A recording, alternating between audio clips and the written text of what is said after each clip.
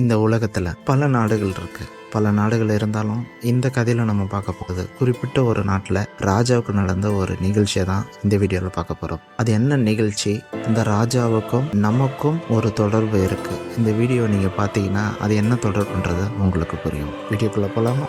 இந்த நாட்டில் ராஜா மக்கள் மேலே ரொம்பவும் அன்பும் மதிப்பும் பாசமும் வச்சிருப்பாரு. அதனால மக்களுக்கு என்னென்ன தேவையோ அது எல்லாமே பூர்த்தி செய்கிற ஒரு ராஜாவாக இருந்தார். அதனால மக்களும் அந்த ராஜாவை ரொம்ப நல்லா இருக்கணும்ட்டு மனசார வாழ்த்தக்கூடிய ஒரு ராஜாவாக இருந்தார். ஆனால் இந்த ராஜா வருஷத்திற்கு 3 நாள் மட்டுமே பொதுமக்களை சந்திக்கிறதுக்காக ஊருக்கு வருவார். அப்படி அவர் சந்திக்கும் போது அவருடன் அமைச்சரும் அதுக்கப்புறம் சில படை வீரர்களும் கூட வருவாங்க. அந்த 3 நாட்களும் அமைச்சர், படை வீரர்கள், ராஜா 3 பேரும் திரும்பவும் அரண்மனைக்கு போக மாட்டாங்க. அப்படி இவங்க 3 நாளும் நாட்டு மக்களை சந்தித்து அவங்களுடைய குறைகளை தீர்த்து வைக்கிறது ராஜாவுடைய வழக்கமாக இருக்கு. அப்படி ஒரு நாள் ராஜா பொதுமக்களை சந்திக்கிறதுக்காக போறாரு. அப்போ ஒரு ஆள் மட்டும் தனியாக நின்று ராஜாவை பார்த்துக்கிட்டே இருக்காரு. ராஜாவும் அவரை பார்க்குறாரு. பார்த்தா ராஜாவுக்கு மனசெல்லாம் ஒரு மாதிரியாக இருக்குது. ராஜாவுக்கு அவரை பார்த்தா ஒரு கோபம் வெறுப்பும் இருக்கிற மாதிரி இருந்துச்சு. ராஜாவுக்கு ஒன்றும் புரியல, என்னடா இது, அந்த நபரை பார்த்தா மட்டும் நமக்கு ஒரு மாதிரியாக இருக்கு அப்படின்னு சொல்லிட்டு விட்டுட்டார். அடுத்த வருடம் அதே மாதிரி போகிறாரு, அதே மக்களை சந்திக்கிறாரு, அவங்க குறைகளை கேட்குறாங்க, நல்லது செய்கிறாரு. இதே மாதிரி பல வருடங்களாக போயிட்டுருக்கு. ராஜாவுக்கும் அதே எண்ணம், அதே கோபம் அந்த ஆளை பார்த்தா இருந்துக்கிட்டே இருக்கு. என்ன பண்ணுறதுன்னே ராஜாவுக்கு புரியவே இல்லை. என்னடா அது, நமக்கு மட்டும் ஏன் அப்படி தோணுது அப்படின்ட்டு ஒரு 3 வருடங்கள் கழிச்சு 4வது வருஷமாக அதே மாதிரி போகிறாங்க. அப்போ போகும்போதும் அதே நபரை பார்க்கும்போது அவருக்கு அந்த எண்ணங்கள் வருது. அதாவது என்ன சொல்கிறதுனா, ஒரு கோபம், ஒரு வெறுப்பு அந்த நபர் மேலே பார்த்து ராஜாவுக்கு வருது. நம்ம இதுக்கு முன்னாடி அவரை நம்ம சந்தித்ததும் இல்லை, ஏன் ஒரு தனிப்பட்ட மனுஷன் மேலே நமக்கு கோபமும் வெறுப்பும் வருது, என்ன காரணம்னு புரியாமல் இருந்தார். அதுக்கு அமைச்சர்கிட்ட, ராஜா அமைச்சரே, எனக்கு ஏன் இந்த நபரை பார்த்தா ஒரு கோபமும் வெறுப்பும் வருது, அது என்னன்னு எனக்கு புரியல, அதுக்கு பதில் தெரிஞ்சா நீங்கள் சொல்லுங்க அப்படின்னு கேட்டார். அதற்கு அமைச்சர், அடுத்த முறை போகும்போது அந்த நபரை என்கிட்ட காட்டுங்க, அது என்னன்றதை உங்களுக்கு நான் கூடிய சீக்கிரமாக கண்டுபிடிச்சி அதுக்கு விளக்கத்தை நான் உங்களுக்கு கொடுக்குறேன்னு அமைச்சர் சொன்னார். அதற்கு ராஜா சரி அப்படின்னு சொன்னார். அடுத்த முறை போகும்போதும் அதே நபரை சந்திக்கிறாரு. ராஜா அமைச்சரை கூப்பிட்டு, அமைச்சரே, இந்த நபர் தான் அது, இவரை பார்த்தா மட்டும் எனக்கு உள்ளுக்குள்ள ஒரு கோபமும் வெறுப்பும் இயல்பாகவே வருது, அது இவரும் நம்ம நாட்டு மக்களில் ஒருத்தர் தான், ஆனால் ஏன் எனக்கு அந்த மாதிரி எண்ணங்கள் வருதுன்னு எனக்கு தெரியல, இதுக்கு விட உங்ககிட்ட தான் கிடைக்கும்னு நான் நம்புகிறேன், எனக்கு இது சீக்கிரமாக, எவ்வளவு சீக்கிரமாக நீங்கள் இதுக்கு பதில் சொல்ல முடியுமோ கண்டுபிடிச்சி எனக்கு சொல்லுங்கள், நான் காத்துட்ருக்கேன் அப்படின்னு ராஜா சொன்னார். அதற்கு அமைச்சரும், கண்டிப்பாக நான் உங்களுக்கு இதுக்கு பதில் கண்டுபிடிச்சி சொல்கிறேன் அப்படின்னு சொல்லிட்டு மறுபடியும் ஊருக்குள்ளே போக ஆரம்பிச்சிட்டாங்க. அடுத்த கடைசி நாள், 3வது நாள், இந்த பகுதியை விட்டு போகிறதுக்காக மக்கள்கிட்ட விடைபெற்று நான் அடுத்த வருஷம் வரேன் அப்படின்னு சொல்கிறதுக்காக மறுபடியும் அப்படி போகிறாரு. போகும்போது அந்த நபரை சந்திக்கிறாரு. ராஜாவுக்கு இப்போது அந்த கோபமும் வெறுப்பும் இல்லவே இல்லை. ராஜாவுக்கு ஒரே குழப்பமா இருந்துச்சு. என்னடா இது, நமக்கு கொஞ்ச நாள், பல வருடங்களாக, ஒரு 2 வருடங்களாக அந்த நபரை பார்த்தா எனக்கு கோபமும் வெறுப்பும் இருந்துச்சு, ஏன் நேத்து வரைக்கும் இருந்துச்சு, இன்னைக்கு எனக்கு அந்த மாதிரி எண்ணங்கள் வரலையே அப்படின்னு ஒரு ஆச்சரியமா இருந்தாரு. அதற்கு அமைச்சரை கூப்பிட்டு கேட்டாரு, அமைச்சரை என்ன நடந்தது, இப்ப ஏன் எனக்கு அந்த மாதிரி எண்ணம் இல்லை அப்படின்னு கேட்டாரு. அதற்கு அமைச்சர், ராஜா, நம்ம அரண்மனைக்கு போய் இதை பற்றி நான் உங்களுக்கு எல்லா விஷயத்தையும் சொல்கிறேன் அப்படின்னு சொன்னார். அதற்கு ராஜாவும், சரி நம்ம அரண்மனைக்கு போய் இதை பற்றி பேசலாம்னு சொல்லிட்டு எல்லாரும் புறப்பட்டு போனாங்க. எல்லாரும் புறப்பட்டு போகும்போது ராஜா மனசுக்குள்ளே தோணுச்சு, என்ன செஞ்சிருப்பாரு இந்த அமைச்சர், இப்போ ஏன் எனக்கு அந்த எண்ணங்கள் எனக்கு வரல, அவர் மீது கோபமும் வரல, ரொம்பவும் ஆர்வமாக இருக்கு, சரி அரண்மனைக்கு போய் நம்ம பேசலாம்னு சொல்லிட்டு எல்லாரும் அரண்மனையை நோக்கி போனாங்க. அரண்மனைக்கு போனதுக்கு அப்புறம் ராஜா அமைச்சரை கூப்பிட்டு இதுக்கு விளக்கத்தை கேட்டார். என்ன நடந்தது, நீங்கள் என்ன பண்ணீங்க, எனக்கு ஏன் இப்போ அவர் மேலே கோபமும் வெறுப்பும் இல்லை, அதுக்கு பதில் சொல்லுங்க அப்படின்னு கேட்டார். அமைச்சரும், சொல்கிறேன், உங்களுக்கு எல்லா விளக்கத்தையும் சொல்கிறேன் அப்படின்னு அமைச்சர் சொல்ல ஆரம்பித்தார்.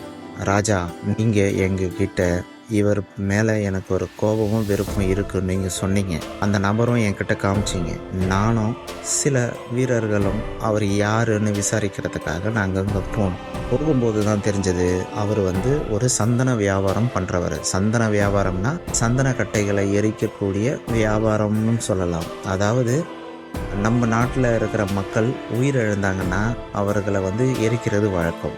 அது வசதி இல்லாதவர்கள் எரிக்கும்போது பல கட்டைகளோட சந்தன கட்டைகளும் ஒரு 3 துண்டு 4 துண்டு வச்சு எரிக்கிறது வழக்கம். ஏன்னா வசதி கம்மியாக இருக்கிறதுனால சந்தன கட்டைகள் அதிகமாக வாங்க முடியாது இல்லையா, அதுக்காக ஒரு 4-5 கட்டைகளை வச்சு எரிக்கிறது வழக்கம். இதுதான் அவருடைய தொழிலாக இருக்குது. சந்தனம் சார்ந்த தொழில்களில் அவர் பண்ணிகிட்ருக்காரு. நான் அவர்கிட்ட போய் பேசிட்டு, நீங்கள் ராஜாவை பார்க்கும் போதெல்லாம் உங்கள் மனசில் என்ன நினைக்கும்ன்றது எனக்கு தெரியாது. ஆனால் ராஜா உங்களுக்காக நிறைய பொற்காசுகளையும் விலை உயர்ந்த ஆடைகளையும் கொடுத்துருக்காரு, இந்தாங்க அப்படின்னு சொல்லிட்டு கொடுத்தேன் அப்படின்னு அமைச்சர் சொன்னார். அதற்கு அந்த வியாபாரம் பண்ணுறவர், ராஜா என்கிட்ட கொடுக்க சொன்னாரா, எனக்கு ரொம்ப சந்தோஷமா இருக்கு, எனக்கு ஒண்ணுமே புரியலையே அப்படின்னு சொல்ல ஆரம்பிக்கிறாரு. அப்போ அமைச்சர் கேட்டாரு, சரி இதெல்லாம் இருக்கட்டும், ராஜா வரும்போது ஒவ்வொரு முறையும் நீங்க ராஜாவை பார்க்கும்போது உங்க மனசுல என்ன தோணும், அதை எங்ககிட்ட கொஞ்சம் சொல்ல முடியுமான்னு கேட்டாரு. அதற்கு அந்த வியாபாரரும், சரி சொல்றேன், நான் ஒரு சந்தன வியாபாரம் பண்றேன், அதாவது கட்டைகள்லாம் வச்சு வியாபாரம் பண்றேன். அதுல கைவினை பொருட்களும் செஞ்சு விற்பேன், அதற்கப்புறமா கட்டைகளும் விற்பேன். நம்ம நாட்டில் இருக்கிற மக்கள்கள் எல்லோரும் அவங்க உடல்களை தகனம் பண்ணும்போது சில கட்டைகளை வாங்கிட்டு போவாங்க, அதனால எனக்கும் ஒரு லாபம் கிடைக்கும், இதுதான் என்னுடைய தொழில்.